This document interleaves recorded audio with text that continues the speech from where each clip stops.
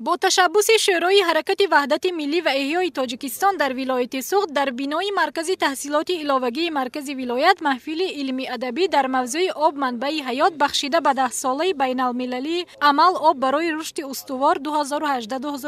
2018-2028 دایر گردید. ضمن سخن افتتاحی بیان گردید که با اقدام پرزیدنت جمهوری تاجیکستان محترم امامعلی رحمان سال 2003 سال بین المللی آب آشامیدنی، سالهای 2005-2015 10 ساله عمل آب برای حیات، سال 2013 سال بین المللی همکاری در ساحه ذخیره های آب، سالهای 2018-2028 10 ساله بین المللی عمل آب برای رشد استوار اعلان گردیده این برنامه ها برای پیشگیری آفت های طبیعی و حل مشکلات جهانی شوی مساعدت نمودند. معرضچیان در موضوع های هدف های اساسی 10 ساله بین المللی عمل آب برای رشد استوار سالهای 2018-2028 و تشبث های جهانی پیشوای ملت وابسته به ثروت آب و اقلیم معرضه نمودند. تاکید یافت که هدف اساسی پرزیدنت کشورمان محترم امامعلی رحمان از این اقدام های خیرتمندانه با آب تامین نمودن اهالی از آب تنقیص کشنده، حل مسئله های جدی وابسته به آب